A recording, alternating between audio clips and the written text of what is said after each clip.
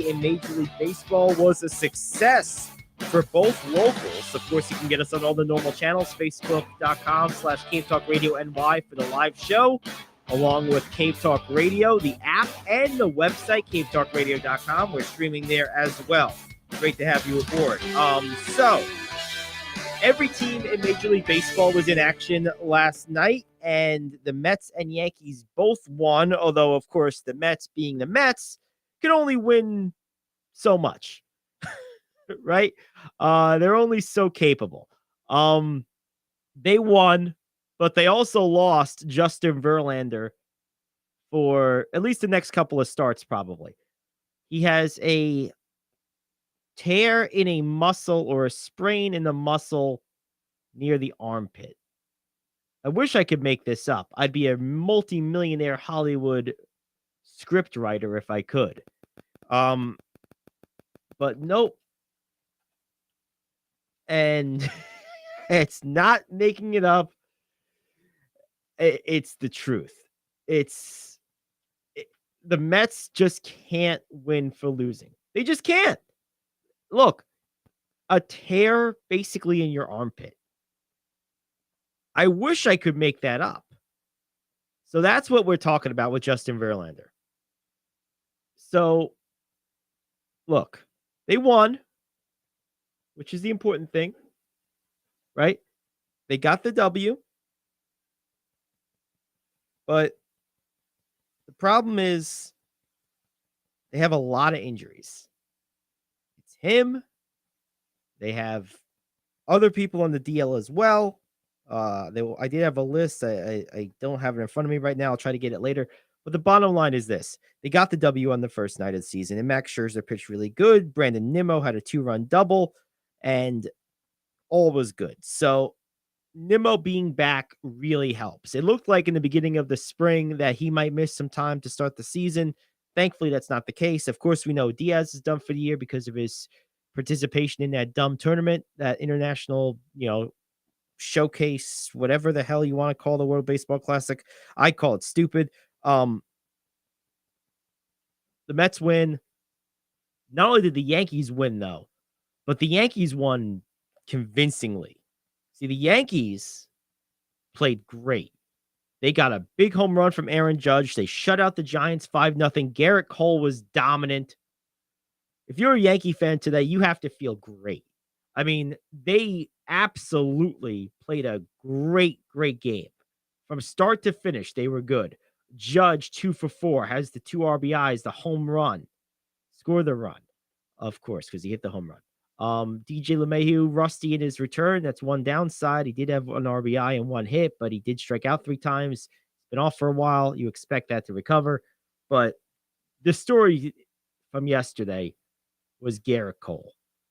Garrett Cole was absolutely sensational. He pitched 6 brilliant innings, gave up just 3 hits, walked 2, and struck out 11. He threw 56 strikes versus of 95 pitches. So that's not the best, right? So he was, there's one thing you could be kind of critical of is he did get deeper into counts than he should have because he was maybe fighting his control a little bit. But ultimately, I think that Garrett Cole being as good as he was is a great sign, tremendous sign for the Yankees. Absolutely tremendous. And they got 3 other pitchers in this game. Maricosio was the one that finished the job with 2 innings. They got basically the other inning combined between Peralta and Loaizaga. So they had a pretty good day overall with their pitching staff, and their offense did what they needed them to do. You had the home run from only the first home run for him, but it was also the first home run of the season period. So he had it in his first at bat. Labor Torres also went yard in the 4th inning. Both of those were off Giants starter Logan Webb. We mentioned LeMahieu, and that was pretty much the offense. Judge and Torres both had 2 RBIs, and you had the 5th. So there you have it. Really, really good stuff. So good stuff for the Yankees. Not as glowing for the Mets, but they did win, so you don't want to be too negative. They won 5-3. Their offense looks pretty good. And going around the rest of Major League Baseball, just to give you a quick scoreboard recap, Atlanta beat the Nationals 7-2. The Orioles behind 5 hits from their catcher, Aldi Rauschman, who actually became the first catcher in Major League Baseball history to have 5 hits on opening night. They ended up going and beating the Red Sox 10-9 behind Rauschman's historic offensive explosion. Then you had the Brewers getting shut out by the Cubs for nothing. A pretty good outing for Marcus Stroman for the Mets. The Rays beat the Tigers for nothing. There you go. There, no surprise there. The Rangers got Jacob Degrom got shelled. He gave up 5 runs, 6 hits, and 3 2/3 innings in his debut with the Rangers. I'm not upset. I can't say I'm mad about that. A little vengeful Met fan, perhaps, just a little bit. But the funny thing is, the Rangers won anyway. They used a 9-run 4th inning to beat the Phillies, despite the terrible outing from Degrom. They ended up winning anyway by a final count of 11-7, thanks to a 9-run 4th inning. Big offensive explosion for them. So there you go. The Rangers get the W. Twins 2, Royals nothing. Mets we mentioned beat the Marlins 5-3. Pittsburgh upended the Reds 5-4, and the Blue Jays got past the Cardinals 10-9. White Sox 3, Astros 2. Rocky scored 7 to the Padres 2, and the Angels, despite a great performance from Shohei Otani, who had, I believe, 10 strikeouts, calling his own pitches with that new pitchcom thing. It looks really weird. It looks like he's on pitch every pitch. But anyway, they lost despite the great outing from Otani 2-1 against the Athletics in Oakland. Diamondbacks 2, and the Dodgers 8 in LA.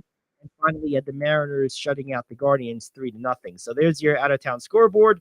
And we're going to take our first break. When we come back, we'll do the question of the day. Actually, no, we'll can that. We'll push that till later on. We got the OC Bombers coming up. We got David Drucker and Rocco Circosta. That's coming up next. The Gary Ayd Show here on the Cave. Coffee Lovers Middletown is now officially home to the home run of our favorite beverage, Dave's Coffee. Dave's patented blend contains approximately 85% less caffeine than other coffees, which makes it better for you, yet unlike people coffee, still gives you that great pickup and tastes amazing. Formulated by a retired cancer pathologist, Dr. Grant Lee, Dave's Coffee is fermented with a patented enzyme that until now required a complex and less expensive sourcing and production process. Dr. Lee's formulation, this enzyme's great health benefits cannot be brought to your cup quicker, easier, and cheaper than ever before. Here's how you get a hold of this game-changing cup of joe. Go over to radioonlydeals.com and get a $4 gift certificate to Dave's Coffee for just $2. That's radioonlydeals.com to buy your single-use digital gift certificate for Dave's Coffee. Radioonlydeals.com. That's radioonlydeals.com. Enjoy the preferred coffee of the Gary Ayd Show. Enjoy Dave's Coffee. All righty, so we're about to bring on Dave Drucker and Rocco Circosta. These are 2 of the coaches and administrators for the OC Smash. I spoke with both of them yesterday. One thing that we didn't think to talk about in our conversation, I did want to mention Logan Miller, one of the OC Smash pitchers. His nickname is Wolverine. Dave is going to go through a lot of nicknames later in his conversation. You'll hear that in just a few minutes, but he is one of their most consistent pitchers and players. So a little shout out there for Logan. And here we are, Rocco Circosta, followed by David Drucker. And yesterday here, they're going to be. All righty, welcome back to the Gary Ayd Show here on the Cave, cavetalkradio.com, with the Cave Talk Radio app. We are live on Facebook and YouTube as well, joined now by one of the OC Smash coaches, Rocco Circosta, who joins us. He coaches the 7U team. So, Rocco, you have, first of all, thanks for joining us. You have quite a different job than some of the coaches of older teams. Explain, talking to me a little bit before we're on the air here. Explain sort of how the 7U team is maybe a little bit weak in terms of some of the many challenges and realities that it is. Yeah, well, thank you, Gary. First of all, thanks a lot for having me on here. So, when we're looking at a 7U team, a lot of these kids, it's their first time playing travel baseball, right? For some of them, it's their first time playing any organized baseball. So, what's kind of unique about our 7U team, right? We play league play in the area, in the Greater Hudson Valley League. And then we also do a couple of tournaments down in the Central Jersey area. Now, with our league play, there's no 7U league in this area. So our kids actually have to play up to the 8U level, right? So they're constantly going against kids that are older than them. And my team consists of 7-year-olds and some 6-year-olds. So we have to kind of shift our focus a little bit with this group, right? Obviously, we're always competing, right? We always want to win. We want to instill that competitive spirit. But the focus on the 7U is really around, I would say, first development, right? Skill development, fundamentals. And then second, just kind of growing the sport with these kids, making them want to come back year after year to participate in baseball. Yeah.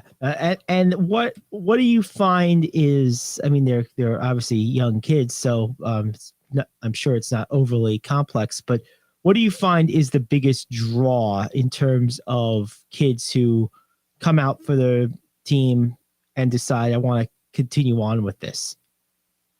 So I think we try to make it fun for them, right? Like that's the biggest thing, right? We want them to compete, we want them to win, but we want this to be a fun experience. So we try to tailor our practices and our clinics around having fun. So for example, in a given practice, we won't overly emphasize mechanics with these kids. We won't overly go through hitting mechanics or throwing mechanics. We'll do a little bit, but we'll usually combine it with some sort of like inter-team competition, right? Kids at this age, they love competition. So the more that we can make this experience a fun experience for them, the more that they want to come back. And that's how we grow this sport with these kids. Now, on the flip side of that, what's maybe the thing that a kid tries it and says, oh, maybe it's not for me, or maybe the family says, we can't do this, or we don't want to do this. So is there something that you see that maybe poses a challenge for families trying to put kids in travel programs? So I think the biggest thing, right, and I haven't seen, this is my first year coaching this younger group. Sure. So I haven't seen anyone, get up and leave yet, right? Well, that's good. We actually did get a lot of kids this year that came from other programs that their kids were in. And I think what it comes down to is the goal of the organization, right? And the great thing about the OC Smash organization is that, we prioritize a family-like atmosphere. Our coaches are all volunteer coaches. And we recognize that at this level, right, we have to make this a fun experience for the kids. So that's the first thing. The second thing is that we're very upfront with our parents about what they can expect at a 7U level, right? So we let them know that they're still very raw as players, yes, right? There's going to be some games that we're going to be very competitive, and there's going to be some games where we're not. That's just based on the age differences. Sure. So I think setting kind of clear expectations with the parents about what they can expect, about what their time commitment is, but also what they can expect out of us, right? And that's that constant dedication, and just we're going to be there working with their kids nonstop, just trying to get them better and trying to get them to have fun playing this game. Very, very good. And we're talking with Rocco Circosta here on the Gary Ayd Show, talking about the OC Smash 7U program and sort of the uniqueness of what they have to contend with. Obviously, playing older kids and whatnot. One thing I often ask parents when I talk to the players is if you've had a child in travel ball before, and depending how they answer, I phrase the question one of two ways, but the essence of it is, and what I want to ask you, what can parents and families expect? Let's say they are signing a kid up for travel for the first time. What can they expect in terms of what are they signing up for as far as commitment, whether it be not so much financial, but more just time and management of schedules and stuff like that? Yeah, no, it's a great question. I think that's something that a lot of parents probably don't think about. when they're signing their kid up for any sport, whether that's travel baseball or any sport in general. Right. So look, I can't really comment on other organizations, but for the 7U team, what we've been doing in the winter, we have practiced 1 day a week on a Saturday. That's an indoor practice, and then a second day of an indoor practice in one of the local gyms. Right. So it's about 2 days of practice at about an hour and a half each. As our season starts now with our games and our tournaments, we'll be looking at probably 1 to 2 practices a week, probably an hour to an hour and a half in duration, plus 1 to possibly 2 games per week. Right. So there will be times where it's a very big commitment as far as time per week, but then there'll be some weeks where it's just 1 or 2 practices. So it varies a lot. But I am cognizant to let parents know when they sign up that this is a commitment that they're making. We only take a certain amount of kids per each team. So, it's really not a good situation if we have got a game and we're missing 2 or 3 kids. Right. Yeah, it really causes problems. Yeah. So it certainly is a commitment. Now, last thing I'm curious about is what is your own sort of history with baseball? What got you involved in coaching this team and coaching in general to begin with? Sure. So I was always a huge baseball fan growing up. I know you're a Met fan, so I don't want you to get too upset, but I am a Yankee fan. Don't worry. That already happened with the announcement that Justin Verlander has a pulled armpit today. Only the Mets. That's typical Met news, right? So didn't even know that was possible. Anyway. So I grew up as a Yankee fan. I was a huge Don Mattingly fan growing up. Okay. And so that led me in my baseball career to play first base as well as catch. So I was a catcher and a first baseman through high school. After that, I didn't play college ball or anything, but I actually coached younger kids while I was in college. When I came back for the summer, I would help coach at the local little league. So with that, fast forward a little bit, when we had my son actually started playing with OC Smash in the clinic when he was actually 4 years old. So we've been part of the organization now for a couple of years. Just love coaching, love seeing these kids get better. There's nothing better, than the smile on their face after they get their first hit or after they learn how to catch a pop-up that they've been working on for months. That's just the best. So, that really kind of instilled my love for coaching and for growing this sport. I mean, I think it's huge for kids. They have so many other options out there now that they can do that, baseball might not always be the first one they think of. Right. So I think it's important for us to set good examples for them so that they learn to love this sport just like I did.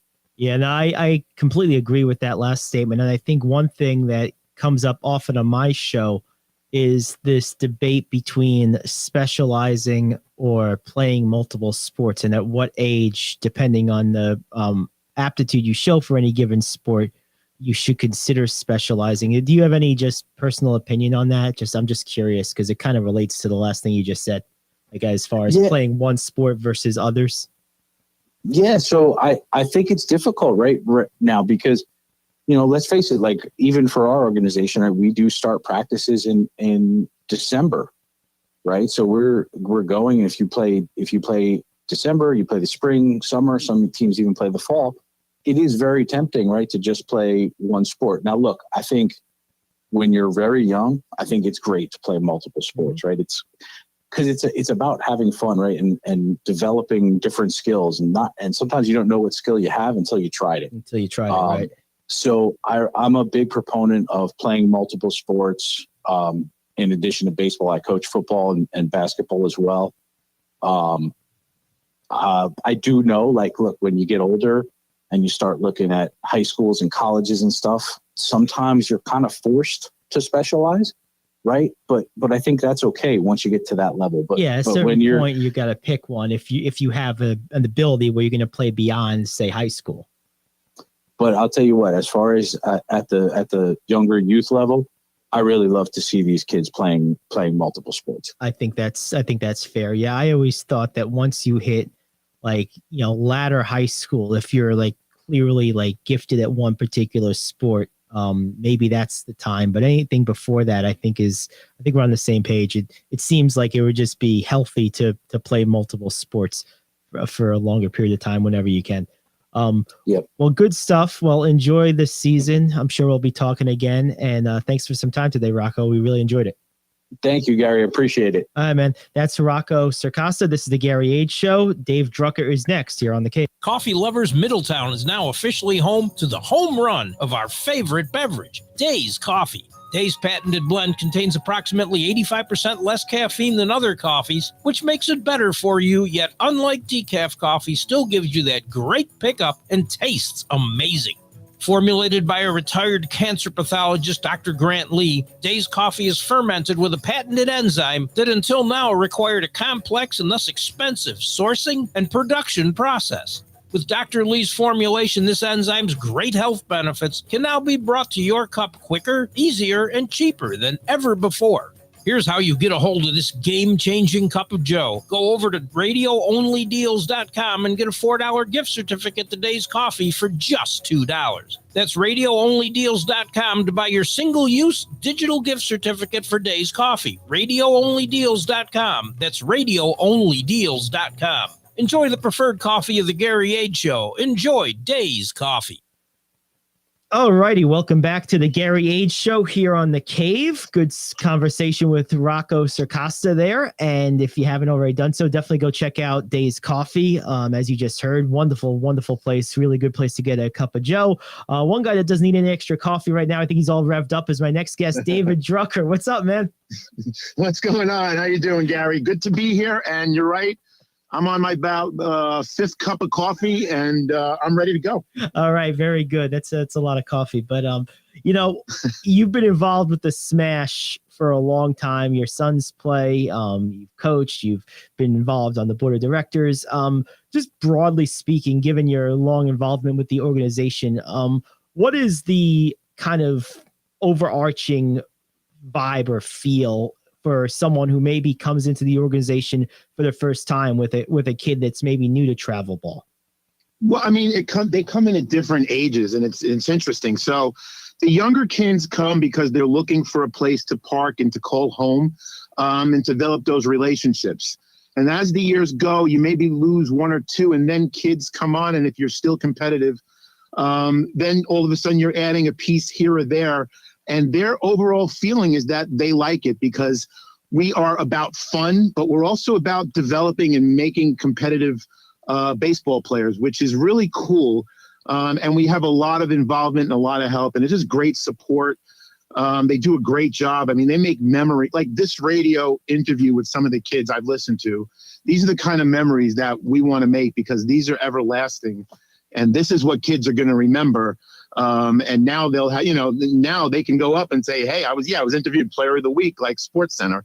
And that's, when you were a kid, that's what the thrill of sports is. So that's what we kind of deliver to them. No, yeah. You're 100% right. I'll share a quick personal story. When I was growing up, and I guess I was probably in my either early teens or the tween years, like 11, 12, 13, something like that. I played in a Saturday morning basketball league, and the guy that ran it had a column called Kevin's Corner at the Goshen Independent, the local newspaper there, that would publish the scores of each game from the previous week. And that would publish on Wednesdays. And that was like a must grab. And the best part about it was right next to Elsie's, which is like the place we would go for our bacon, egg, and cheese sandwiches after our games. And, so it was always that was like the thing to get, was the copy of that paper. You wanted to see your name in it. So I totally understand. I think what we do, Gary, which I really love about the organization, is that each of the people that run it, especially I'm on the board, all we talk about are doing things that create those memories and those experiences. And that's what's so fun about it, because, when like I heard the kid the other day with it, he's in his classroom and he's got the principal in there and you're playing his interview. I mean, you can't buy that stuff. That's just special. That's just special stuff and that's what we're about. That's, it's a little bit, we want them to live their fantasy, because some of them, realistically might not play into the majors, but they're getting a taste of what it's like to be. And I think that's the coolest thing. No, that really is cool. And at what age, you said you're about developing, but also and creating those memories, but also about trying to create sort of a winning culture a little bit too. And at what age, because there's such a range of the different team levels within the organization, at what age do you observe the kids getting more competitive and more focused on trying to win games? Well, having an older kid going through a very competitive, and it takes years off your life. 12 and under, it really does for the parents. And then parents out there know what I'm talking about. But up until 12, it's fun. The Cooperstown tournament where you go and everybody's hitting home runs and you got these juice bats and you're traveling and it's a new experience. It's unbelievable. Where it starts to get interesting is when you go to the big field. Because now you're converting, and now the way it evolves is some of the talent comes through, some of the kids that are going to keep playing into high school continue, and some struggle. But we continue to develop them. They don't ever, we don't ever ask them to leave or anything. But you start to see the development at about 13, 14, from 12 when they go to the big field, and then you start to get a vision. And then even then you don't have it, because there are kids that will go at 13 and 14. And they'll keep at it and they'll keep working and they'll develop at 16, and there's plenty of time. But that's the beauty of it, is like you can keep putting in the work. And you've got time to develop. I think people need to realize that. But usually around, that 12 to 13 converting year, you start to see some of the talent come out, and you get a vision of who's going to turn out to be what kind of player. Now give me a couple of names or I know that you were looking at some nicknames of some players. Nicknames are always fun. Shaq had like 1,000 nicknames. And the best part about nicknames to me, besides the names themselves, is like how they got them. Like my favorite is like Randy Johnson got his nickname because like Tim Raines like ran into him and said, "Oh, you're a big unit." And there you go. So tell me some of these nicknames, and maybe if you have a story or two about where they came from. Those are always fun. Oh, yeah. Yeah, I mean, so, we've been together for years, so we're like a family. And, we played in winter leagues and we asked the kids for nicknames. So I'll start with my son. His name is Aaron the Animal Drucker. We now have Joey Breezy Bauer.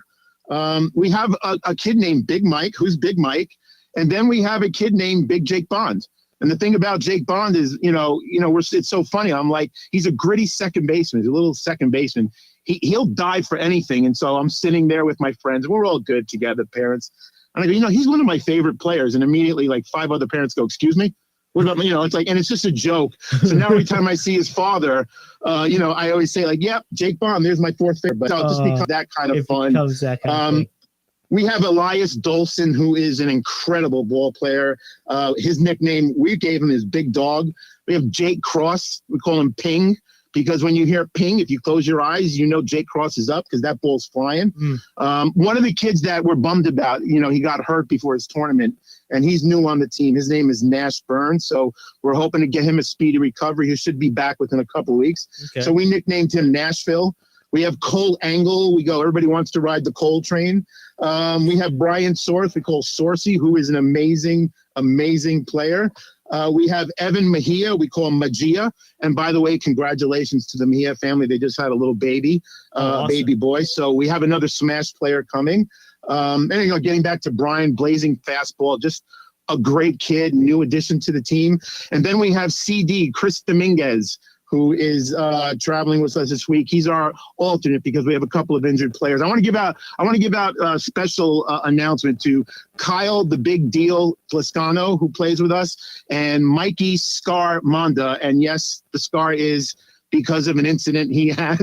And, his mother's not too happy about it, but he loved the nickname Scar. So we like to that's the kind of fun we like to have. Some of these things. We also have a kid, I think we talked about it. We have a lefty catcher. His name is Brandon Schwartz. We call him Wild Thing. But this kid's a lefty catcher. And, we talked about it before, you and I. Yes, but, he's a great catcher and a lefty. And it's like, why are the baseball rules that there can't be a lefty catcher? But, that's his thing. But he is one of our coaches, Dan Schwartz. And he is probably one of the better pitching coaches you'll see. And the kids love him. And, so we have a family going. We've been together for a while, and it's a lot of fun. And we're looking forward to our first tournament this weekend. Yeah, tell me about it. Where you guys going? Who are you playing? So we're going to Virginia to the Capital City tournament, which is a very tough one. I know the schedule, because it's an 8 a.m. game, and everybody loves 8 a.m. games, especially when you're driving, especially when you're driving 6 hours on a Friday. But we're opening up against the Richmond Braves. So that's going to be a very tough contest. But we've been I think we have 2 games after that day. I just don't know who they are. I know one team's from Maryland, and then I think we're in a playoff round starting in the afternoon. But, I've watched these kids train all season. And the thing also about the development is that what happens at this age is that the kids now are responsible to keep themselves in shape, to pack their own bag, to make sure they're ready. And the burden now starts to ease off the parents, because one of the things we teach them is that you're responsible to stay in shape. You're responsible to make sure you have your equipment. So if you show up without a glove, that's not good. You're accountable to your teammates, and those are good life lessons to take with you as you go through everything. Now, do you guys have you go to all these different travel tournaments? Is there a travel tournament that kind of, for lack of a better way of putting it, comes to you guys, like where you guys are sort of like the de facto home team? I'm sure they're all neutral sites. No one's like a home, but what's like a home tournament for you? Yeah, we have a tournament, the OC Smash tournament. It's at the Hudson Sports Complex. It's not for the older kids because they break them up into a bunch of fields for the 12 and unders. We played in that year, and Rich Monda, the president who you've talked to, he got that all started, and he knows pretty much everybody in baseball and everybody in sports. And that tournament is always sold out. So we have a lot of people coming to that. We have it in April, and then I think there's one sometime in the summer. So that's kind of our signature home tournament. And we have a lot of good teams there. And it's a lot of fun. Rich does a lot of work, so we don't see him, but he'll let you know that he's done how much work he's done, because it is hard to run. So I give him a lot of credit. But yeah, we have our own tournament at the Hudson Sports Complex. Yeah, there you go. That's awesome. Well, good stuff, Dave. Thanks for taking some time with us today. No problem. Always a pleasure. And I'm looking forward to some good baseball this weekend. Absolutely. Let's get it done. Thank you, Dave. That's David Drucker. This is the Gary Ayd Show. Back after this here on The Cave. Do you own a timeshare? Well, face the facts. You made a mistake. You made a bad purchase. A timeshare is not an investment. It's a money pit that continues forever. If you use your timeshare, that's great. But if you don't, and you want to legally get out of your contract, call my friends right now at the Timeshare Exit Hotline. They're an experienced team of lawyers who help good people like you get out of a timeshare contract that they just don't want. Don't throw away your money on maintenance fees. Use it for things you really want. We can help you end your timeshare contract and stop the money drain immediately. If you're ready to move on with your timeshare, call our team right now. Cancel your timeshare now with a free call. 800-741-9557. 800-741-9557. 800-741-9557. That's 800-741-9557. If you're living with diabetes and using insulin, you know the pain of pricking your fingers over and over again. Ouch! Well, by wearing a small remote device called a continuous glucose monitor, or CGM, you can reduce the pain of pricking your fingers. If you administer insulin 3 or more times per day or use an insulin pump, call now and learn how a CGM can help you. Painless. No more pricking my finger. No finger pricks. Convenience. They delivered it free and they took care of all the paperwork. You can reduce pain right away. Plus, it's accurate, easy to use, and helps you spend more time in range. And if you have insurance, you can get a new CGM at little or no out-of-pocket cost. Call now and get free shipping of your new CGM. Plus, we'll bill your insurance for you. 800-826-5884. 800-826-5884. 800-826-5884. That's 800-826-5884. All right, good stuff there from the Orange County Smash, David Drucker and Rocco Circosta. It was great talking with both of them. It's time now for the radio question of the day. Pennsylvania is looking to give student athletes a pass in PE. I am KO. Back in 1 minute with your sports question of the day. You've been working hard, doing the right thing, and paying your taxes, and putting your hard-earned money in the Medicare piggy bank all your life. And now it's time to break the piggy bank and get something back. Medicare. If you didn't know it, Medicare is health insurance for people over 65, and you paid for it with your tax dollars. Medicare plans now have more benefits than ever. That's good news, especially if you're like me and looking forward to paying as little as possible for good health insurance. Call and find out what Medicare plan is best for you. Save your time. It's valuable. We've already done the research for you. And in one quick phone call, you can learn how to get the best Medicare plan designed exactly for you. Hey, it's one of the most important decisions in your life. Let us help you through it. Here's our number. Call 65 Plus Medicare now at 855-301-5506, 855-301-5506. That's 855-301-5506. Pennsylvania lawmakers have proposed a bill that would allow the state's high school athletes to skip the current physical education requirement. Proponents of the bill say the PE pass grants student athletes the ability to fill their schedule with more mandatory credits. Opponents say physical activity does not equal physical education. PE teacher Erin Sweeney argues PE is not only about the psychomotor domain, it also contributes to cognitive learning and teaches skills like cooperation. Question: do you think high school athletes should or should not be required to take physical education class? I think this is actually a great bill. I really do. The question being, should high school athletes be required to take physical education? I say no. Those are the arguments given. The arguments that, hey, there's psychomotor, then there's cooperation, and there's all these other things that PE teachers say they learn, students learn in PE. Even if you take that at face value, which I'm not going to, and I'll break that down in a second, but even if you take that at face value, those things you learn in competitive team sports anyway. You don't think football players learn cooperation, basketball players, wrestlers, you don't think they learn cooperation? Now, maybe there should be some carve-outs if you want to really focus heavily on the whole teamwork and working well with others thing, and pass that as a benefit of PE, which again, I'll get to in a second. But if you want to make that argument, then okay, maybe I could understand individual sport athletes being sort of still required to take PE.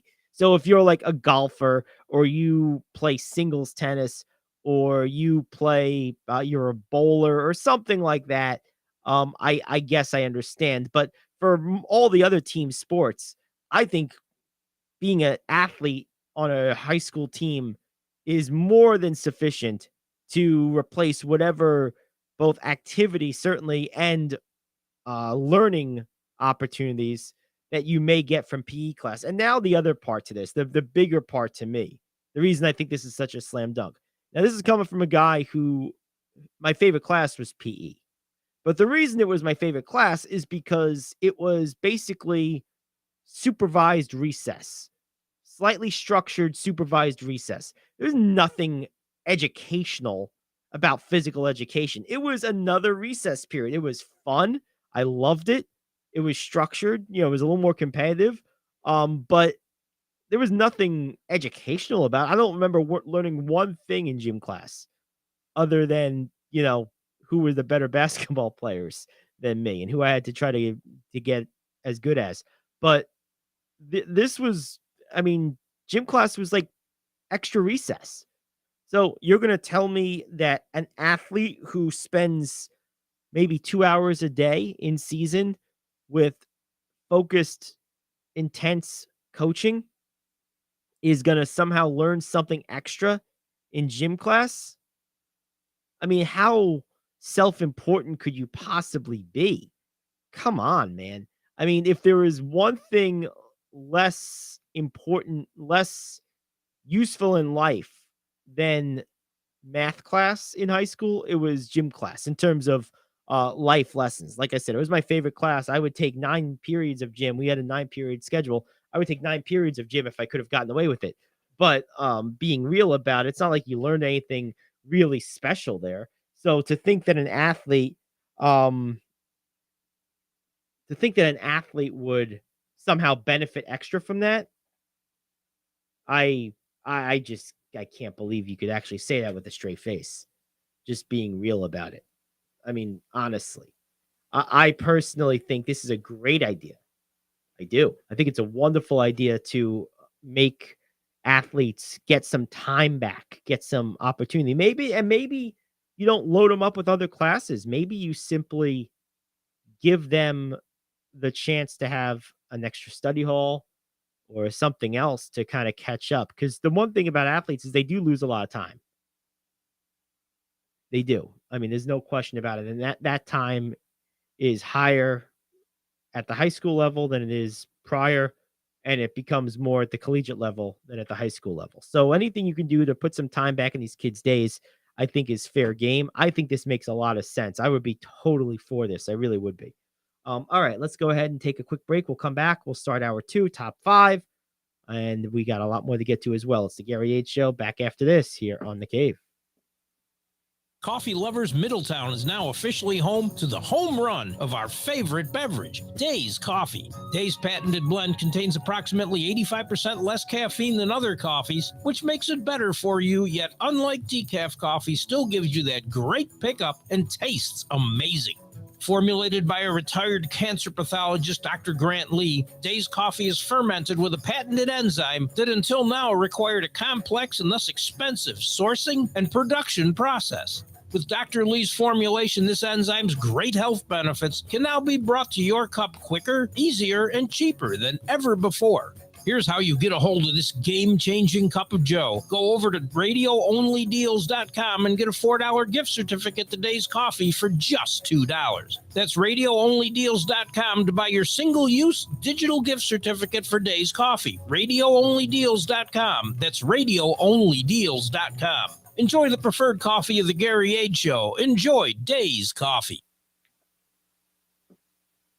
Do you own a timeshare? Well, face the facts. You made a mistake. You made a bad purchase. A timeshare is not an investment. It's a money pit that continues forever. If you use your timeshare, that's great. But if you don't, and you want to legally get out of your contract, call my friends right now at the Timeshare Exit Hotline. They're an experienced team of lawyers who help good people like you get out of a timeshare contract that they just don't want.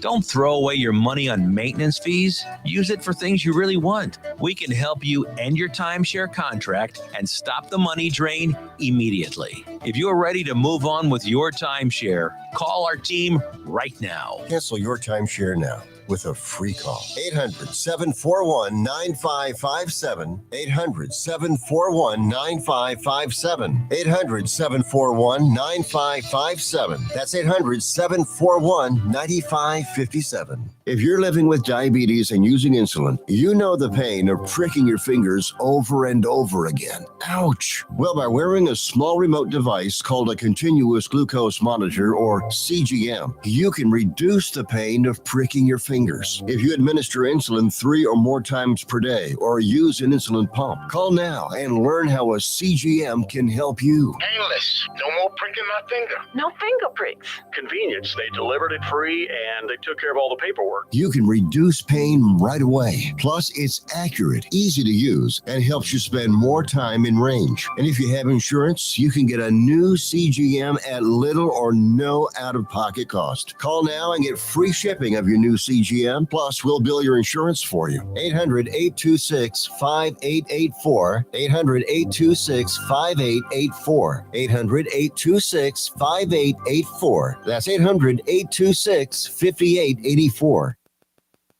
Do you want to save money on your next flight? Then pick up the phone and call. That's right, call. Because the best prices are not online. They're with SmartFares. See, SmartFares has special deals with the airlines. When they have unsold seats, they use SmartFares to fill them. So you get airline tickets at crazy low prices. They have access to great prices and discounts at over 500 different airlines. Plus 300,000 hotels and rental car companies. Their prices are too low to publish online. With the extra money you'll save, you can book another trip or treat yourself to dinner or shopping. So stop searching all of those travel sites to find the lowest price on your next flight. Let one of our SmartFares expert travel agents find the best price for you. Call SmartFares today and get ready to see the world with a fat wallet. 800-370-2460. 800-370-2460. 800-370-2460. That's 800-370-2460.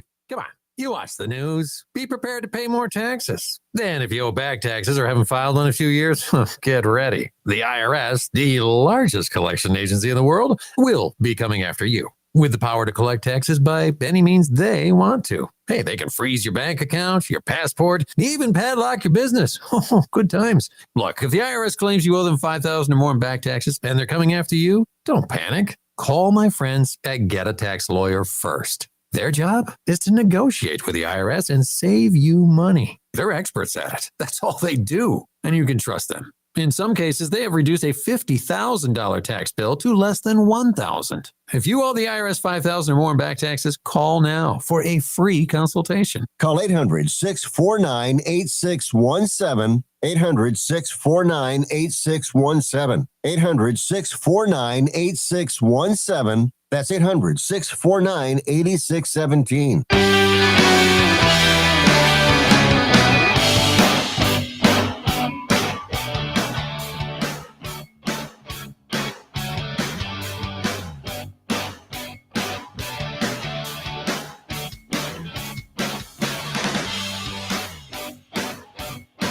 Alrighty, welcome back to the Gary Ayd Show here on The Cave, cavetalkradio.com, and the Cave Talk Radio app. It's hour 2.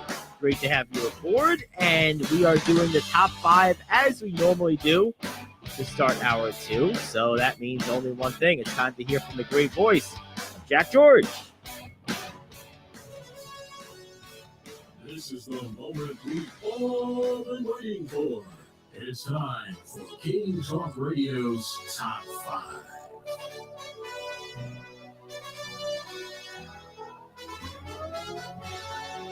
Alrighty, there we go. So today's top 5 opening day moments from last night. There was a lot of cool things that happened last night to start the Major League Baseball season in style. All 30 teams were in action, which was really cool.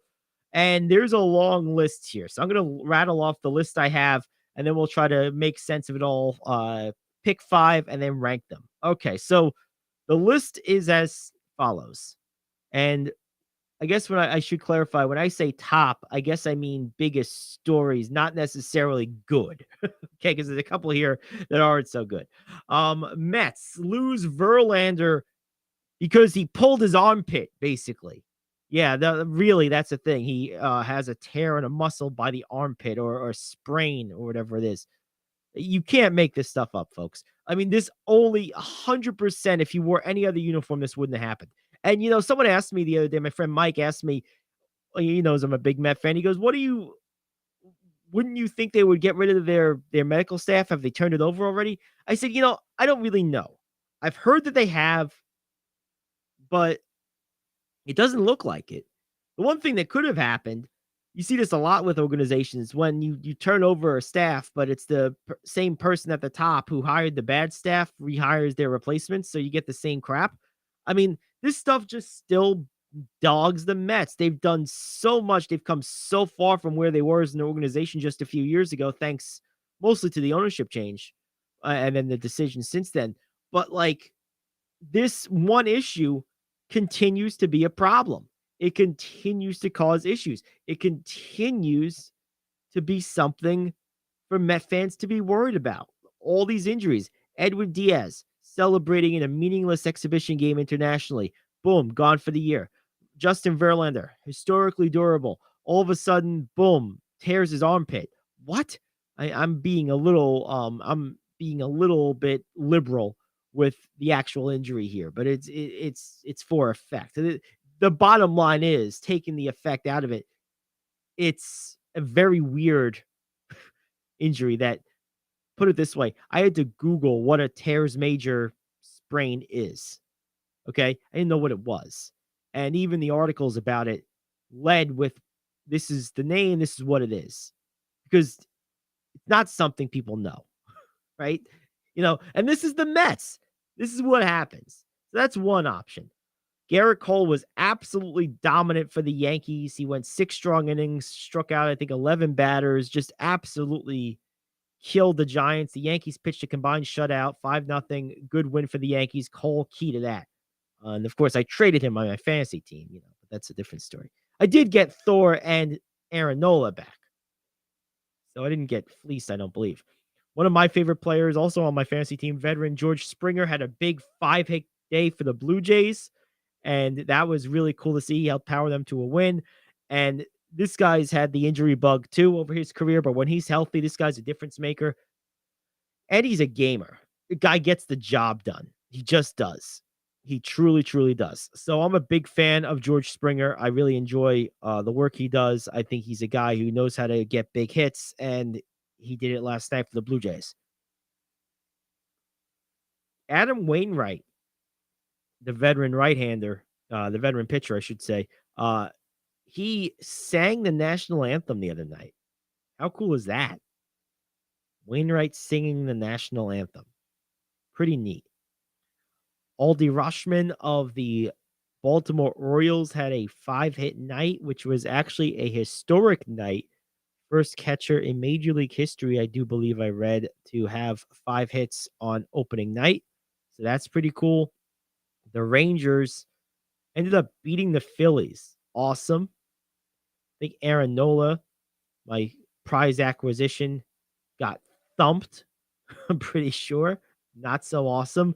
But the crazy thing is Jacob Degrom got thumped. He only lasted 3 2/3 innings, got killed, gave up 5 runs and 6 hits.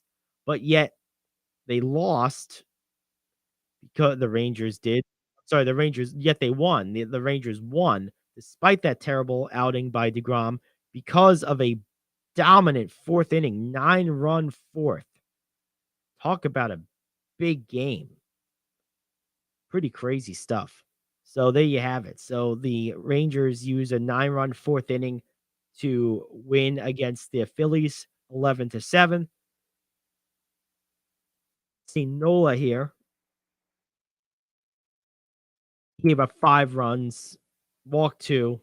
Yeah, he got killed too. Him and Degrom both got thumped, man. Basically similar stat lines. Nola gave up 4 hits, 5 runs, all of them earned, walked 2 and struck out 4 in 3 2/3 innings. Meanwhile, Degrom in 3 2/3 as well, gave up 6 hits, so 2 more, 5 earned runs, same as Nola, struck out 7, which was 3 more, didn't walk anybody. Both allowed a home run, so very similar nights. 2 aces got killed, and yeah, let's just say not a good day at the office for Jacob Degrom or Aaron Nola. A little bit more to look at here. You have the terrible outing from Degrom. We mentioned that. So, okay, so I guess that's it. Let's take a look here. So we got a bunch of moments. We got 1, 2, 3, 4, 5, 6, 7, 8 of these. Let's choose 5 and put them in some order. So again, we're going with our top 5 moments from opening day last night. Number 1 for me, I just can't believe, and everyone said, Gary, you're so negative. They won. Oh, I know the Mets won, and I'm happy about that. It's good to see Nimmo, who's back healthy, playing a big role in that. I don't want to pretend I'm not happy, but my gosh, this injury with Verlander, just why? Just why? Does it have to be this way? Can't we once just have a happy day on opening day? Please. We already went through enough crap with the stupid injury to Diaz. That's going to totally change the complexion of our team this year. So we have to throw in this too. I'm just tired of it, man. I really am. And oh God. So that's definitely the biggest moment from opening day for me, was the announcement of that injury. Number 2, I personally was thrilled to see Jacob Degrom get shelled. I really was. I'm not going to root against him going forward. Really, the only reason I was happy about it is because of the announcement of Verlander. that happened. And then I just thought, okay, well, now DeGrom's going to go out there and throw like 8 innings and strike out like 15 guys, because that would have been just like the way you would expect it to go. So I was happy it went quite the opposite of that. But I'm not going to root against Jacob DeGrom going forward. I'm not. He gave us a lot of good years. I know he had a lot of injuries, but man, the guy was awesome. I'm not going to root against him. But I was rooting against him last night because I just wouldn't have been able to take that. That would have driven me crazy. All right, so that's number 2. Number 3, I was happy to see George Springer get the 5 hits. He's always been one of my favorite players since his days with Houston. I've been upset and bummed for him that he hasn't been healthy basically since he got to Toronto. It was nice to see him healthy and productive last night. That was really cool. Number 4 for me, I just thought it was neat that Adam Wainwright sang the national anthem. I mean, that was really cool. I remember, I've never seen this in baseball. I'm sure it's happened. I just maybe haven't seen it, but I remember in basketball, Jerry Stackhouse, who's quite the singer, would sing the national anthem in the NBA when he was a player. I do remember that when he was with Washington, I think that was. And then, so that's number 4. And I guess number 5 is the 5 hits by Rauschman for Baltimore. 5 hits for a catcher is always crazy. 5 hits is always crazy for anybody. 5 hits for a catcher is really crazy. 5 hits for a catcher on opening day apparently is historically unprecedented. So pretty cool to witness history. So there you are. Those were the top 5. So recapping again, Mets losing Verlander to an armpit injury is number 1. DeGrom getting killed in his debut with the Rangers is number 2. Number 3 for me is Adam Wainwright. George Springer with the 5 hits. Wainwright singing the national anthem was 4. And number 5 is Rauschman's 5 hits for Baltimore. There's your top 5. Time to take a break. We'll come back. We got more to get to. We have a full slate of NBA games tonight. A few games in MLB. We'll get to that. And then for those of you that missed it earlier, we have more from Dave Drucker and Rocco Circosta. That'll be on the app. We might re-air some of that. We might not. We'll see. But we got an NBA slate. We got MLB. And we got a lot of news you can use. So that's what's on tap. It's the Gary Ayd Show. Back after this here on The Cave. Are you like me? You have health insurance, but you don't have dental insurance.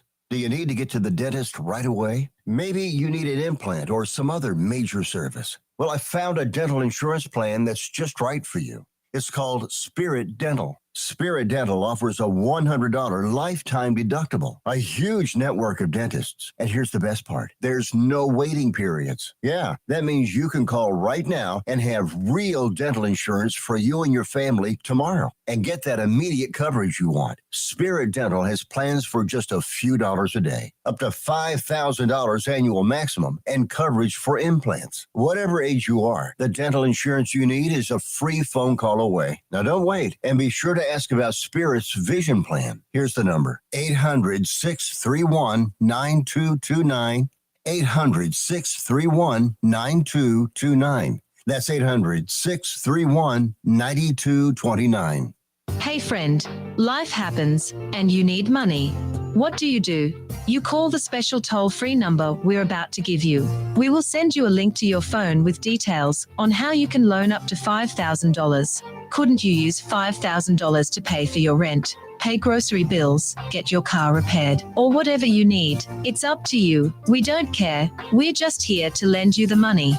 And we'll lend people money with good, bad, or no credit at all. Of course, some terms and conditions apply, and you'll see those on the link we're going to send you. So if you need up to $5,000 maybe as soon as the next business day, call this number right now. We will text you a free link with details. Paid for by Money Mutual. Call 800-586-7112. 800-586-7112. 800-586-7112. That's 800-586-7112.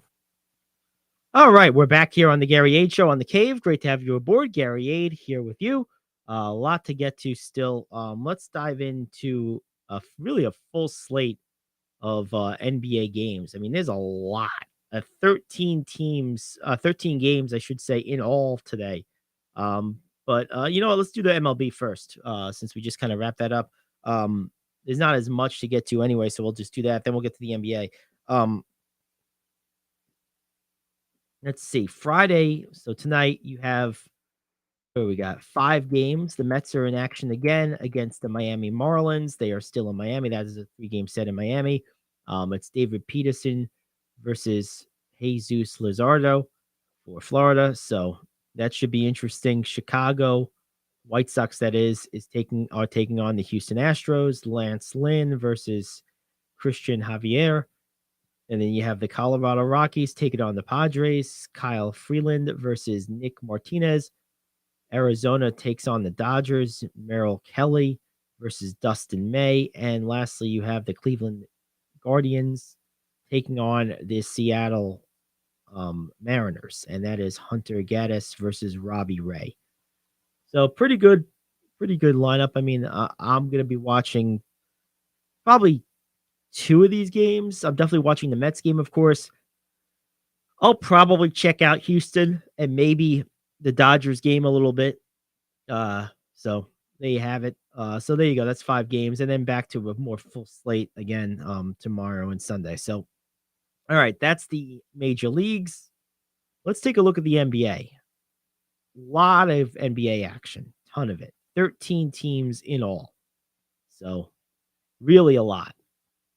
And I'm a big fan of these full slate days usually, except when we're talking about some of these matchups. I mean, some of these games stink, some of these. I mean, there's some that are, whenever you have this many games, there's some games. But, I don't mind Like, Chicago and Charlotte's but that's not terrible. There's some good players to watch in that game. Sure, Chicago does shoot the ball very well, almost 50% as a team. So they're not the worst watch. They're not that great, but they're not the worst watch. But a game that, why are we playing this? Detroit is at Houston. Both of these teams are going to lose 60-plus games. This is a disaster. What a mess. You got to play the games on your schedule, but, oh, what a disaster. New York at Cleveland. This is probably the most interesting game of the night to me. The only other one that's maybe in that same category will be Los Angeles and Minnesota, LA and Memphis, and Detroit and Phoenix. So those are the games I would say, if I was going to take a look at these 13 games, the 5 games I'm most interested in watching. And then we'll put them in order. So I guess a bonus, almost top 5 here. Cleveland hosting New York is going to be one of them. LA Clippers taking on the Memphis Grizzlies in Memphis. That's going to be a second one. The Lakers visiting Minnesota to take on the Timberwolves. That's going to be a third for sure. Denver visiting Phoenix. That's going to be a fourth for sure. And then, Brooklyn and Atlanta is interesting. Boston at Utah. I'm going to go with Boston at Utah. I'm curious to see how they follow up such a dominant win against their chief Eastern Conference rival, and that being Milwaukee. So it's a back-to-back for Boston. They killed Milwaukee last night by 41 points. And let's just talk about that for a second before we get back to these games. One game is one game. But when you get killed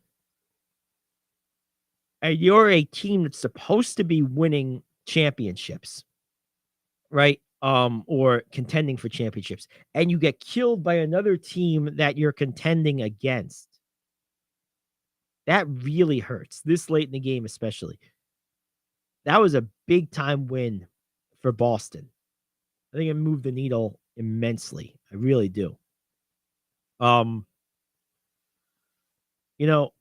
other thing that I think is interesting is Boston as a team, really, you could argue, played their best basketball early in the season. But this game was a showcase. So anyway, I'm curious to see how they follow that up.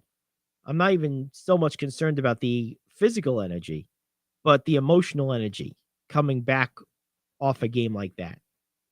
I think it'll be interesting. So that's one game I'm watching. So I think Brooklyn falls out of my top 5 of most interesting games tonight because of that sub-context for Boston coming in against Utah. And that, on its surface, could be an entertaining game anyway. Both those teams can score, although Utah has a lot of injuries to key players right now. So that might affect it. Anyway, so my top 5 for tonight's NBA action: Boston and Utah is one of them. Cleveland and New York is another. Let's talk about this. The Knicks, they're in a world of hurt. Look, Randle being out at least 2 weeks. He's going to be reevaluated with that ankle sprain in 2 weeks. Couldn't come at a worse time. The playoffs are around the corner. They've not played without him a single game yet this year. Tonight's game will be the first time all year they've taken the court without Julius Randle. And, a lot of Knicks fans are all goo goo gaga for Jalen Brunson. And they're going to get with the careful what you wish for. They're always saying Randle's this and Randle's that. There's so much negativity toward this guy. He's your best player. And you're about to find out.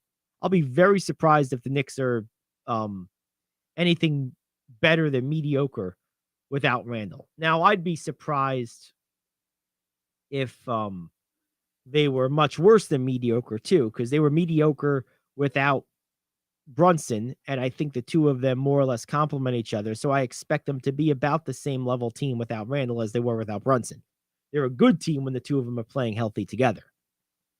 But I don't think they're the type of team that can afford either one of them to be out for an extended period of time. So get ready to miss Julius Randle starting tonight against Cleveland. I think that Cleveland's going to kill the Knicks tonight because of Randle's absence. I think the Knicks front line is going to be in a lot of world of hurt. I am curious to see if, while Randle's out, if Obi Toppin is going to end up getting more minutes at that 4.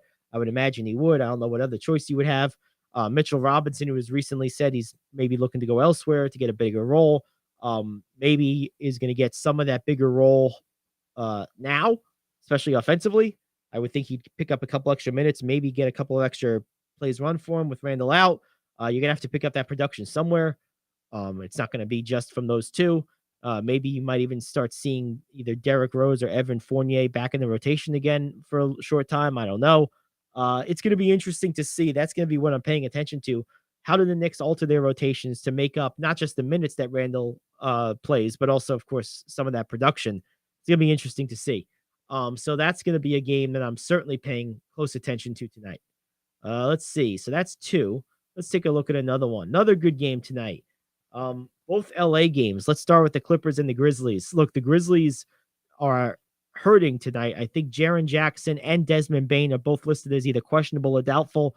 One or both of those guys don't play. I know George is out for LA, but it's going to be a hard matchup, I think, against Kawhi Leonard without one or both of those guys, especially if both of them are out. I think it's a very hard matchup for the Grizzlies. I expect them to struggle against that length and wing talent of Kawhi Leonard and some of the other players on the Clippers. Normally, I would pick the Grizzlies in this one, but I think because of that, I think they're going to have a hard time against the wings of LA, and I expect the Clippers to win. Then you have the other LA game, Lakers and Timberwolves. This one is interesting for a number of reasons.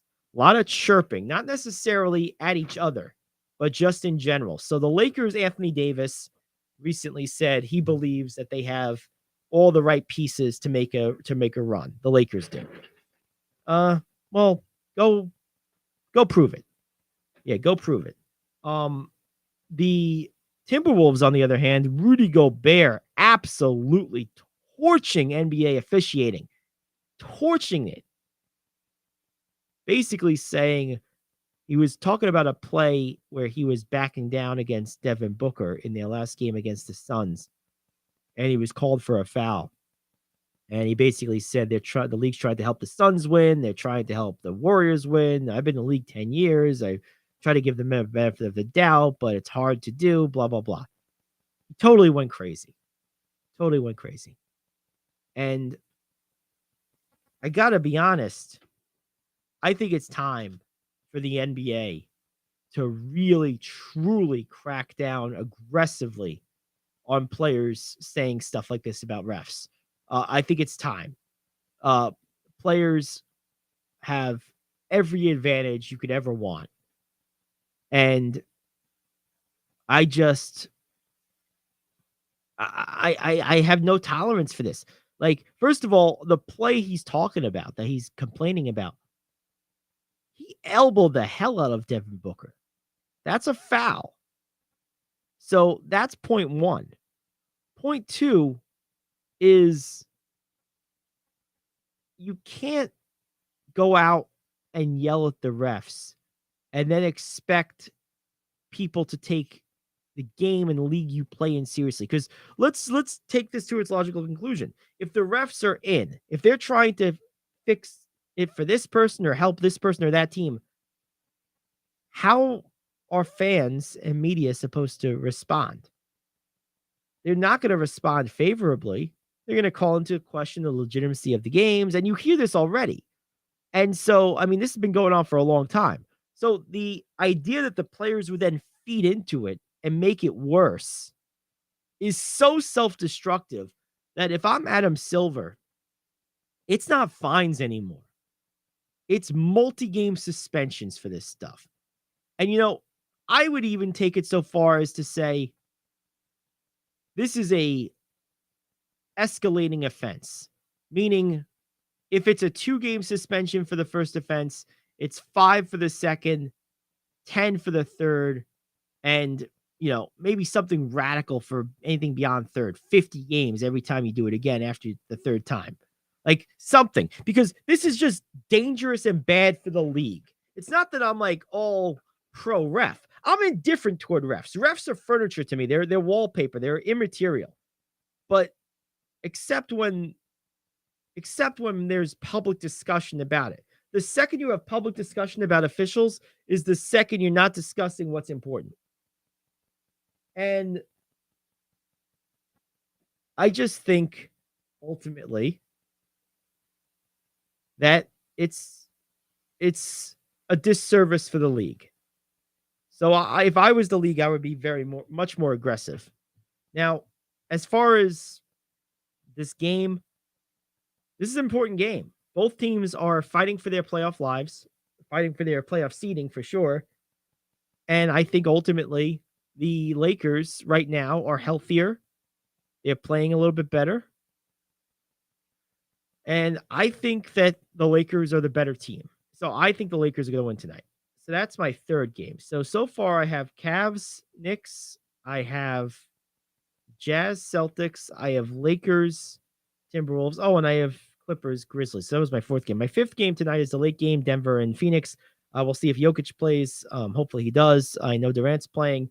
This could be a Western Conference preview, Western Conference Finals preview. So that's obviously goes without saying why it is where it is. If I was going to rank these in terms of my own interest, number one is going to be probably Lakers and Timberwolves. Number two is probably going to be Boston and Utah. Number three would be New York and Cleveland. Number four would be LA and Memphis. And number five would be Denver and Phoenix. So there you have it. That is our second top five. We'll take a quick break. We'll wrap things up with some news you can use. It's the Gary Ayd Show here on The Cave. Are you like me? You have health insurance, but you don't have dental insurance. Do you need to get to the dentist right away? Maybe you need an implant or some other major service. Well, I found a dental insurance plan that's just right for you. It's called Spirit Dental. Spirit Dental offers a $100 lifetime deductible, a huge network of dentists. And here's the best part. There's no waiting periods. Yeah, that means you can call right now and have real dental insurance for you and your family tomorrow and get that immediate coverage you want. Spirit Dental has plans for just a few dollars a day, up to $5,000 annual maximum, and coverage for implants. Whatever age you are, the dental insurance you need is a free phone call away. Now don't wait, and be sure to ask about Spirit's vision plan. Here's the number: 800-631-9229. 800-631-9229. That's 800-631-9229. Hey friend, life happens and you need money. What do? You call the special toll-free number we're about to give you. We will send you a link to your phone with details on how you can loan up to $5,000. Couldn't you use $5,000 to pay for your rent, pay grocery bills, get your car repaired, or whatever you need? It's up to you. We don't care. We're just here to lend you the money. And we'll lend people money with good, bad, or no credit at all. Of course, some terms and conditions apply, and you'll see those on the link we're going to send you. So if you need up to $5,000 maybe as soon as the next business day, call this number right now. We will text you a free link with details. Paid for by Money Mutual. Call 800-586-7112. 800-586-7112. 800-586-7112. That's 800-586-7112. All right, we're back here on the Gary Ayd Show. We're going to wrap things up today with some news you can use. Some interesting nuggets. First of all, Odell Beckham Jr. rethinking his value. Hey, better late than never, right? Reports, which he declined for what that's worth, were that he was looking for $20 million or so a season, which sounds ridiculous. Now the reports are saying as low as 15 a year, which still sounds crazy. No affirmation or declaration on Beckham's part as to whether that new number is allegedly true or not. I don't know what I'm more ready to see come to a conclusion. The year plus courting of Odell Beckham by half the NFL, allegedly, or the Aaron Rodgers Jets situation. I have a feeling, it's just a feeling, and if my buddy Scott's out there listening, he'll probably love this. I think the Jets are going to end up with both of them. I do. The way Woody Johnson was talking in the offseason, it wouldn't surprise me in the least if he just went all out here. I really think the Jets are going to end up with both of them. I think they have to end up with Rodgers, unless they somehow at the 11th hour end up with Jackson, which would be really interesting. Let's say the Jets make a move for Lamar Jackson. Then what happens to Aaron Rodgers? I mean, at this point, I don't think you can go back to Green Bay. What other teams would need a quarterback? I think the Niners. Maybe the Patriots. I'm not a fan of Kenny Pickett in Pittsburgh, although I doubt the Steelers would go that direction. I mean, there's other teams, but do any of them make a lot of sense? That's the big question. And I don't really know the answer to it. I mean, I think the Niners make a lot of sense. I doubt that'll ever happen. But, I mean, both sides have more or less said as much in various times. But I think they make a lot of sense to go with the Niners. I really do. Man, that puts him in a tough spot. But I do believe Odell Beckham ends up with the Jets, as does Aaron Rodgers. That's my gut feeling. I kind of already went through the Rudy Gobert stuff with bashing the officials. That has also been done by Devin Booker and Fred VanVleet. So it's funny. Gobert says the refs are helping the Suns win. And Devin Booker said a week or two ago that the refs are helping the Lakers win. And it's like Fred VanVleet says this is bad. This is bad.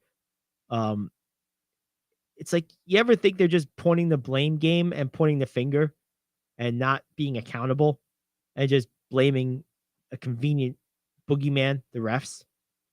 That's what I think. I think they're full of crap.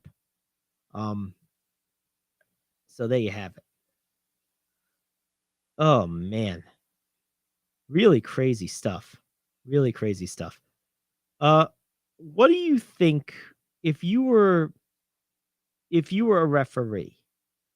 And I think this is why there's so much issue with getting officiating. Because ultimately, why would you sign up for that? Because, okay, it's one thing if you're an NBA or an NFL official. You make a lot of money. It's your career. That's fine. But if you're a ref, the same garbage behavior that Gobert and Booker and VanVleet and others have engaged in at the pro level goes on, maybe worse, at the lower levels, at the local level, at the amateur level. Why in God's name would I want to be associated with being a referee and taking that? You know, what am I going to make, $100 or so a game? I mean, it's decent money. I'm not saying it's not, but like, it's a lot of abuse to put up with. You have to really almost be a cantankerous, or that's the wrong word, confrontational type of personality, contentious, a defiant, something like that. Those are the better descriptors. You'd have to be that type of personality to willingly do that. Or you have to be so benevolent that you just let it roll off your back. I mean, because that's a rough thing. I see parents arguing this stuff at like Little League games. Like, come on, guys. Like, it's embarrassing. It really is. All right. So if you missed our talk with David, Drucker, and Rocco Circosta, we have a replay of that coming up. That'll end our show. We'll be back on Monday. Enjoy the rest of your weekend. It's the Gary Ayd Show. You're on The Cave.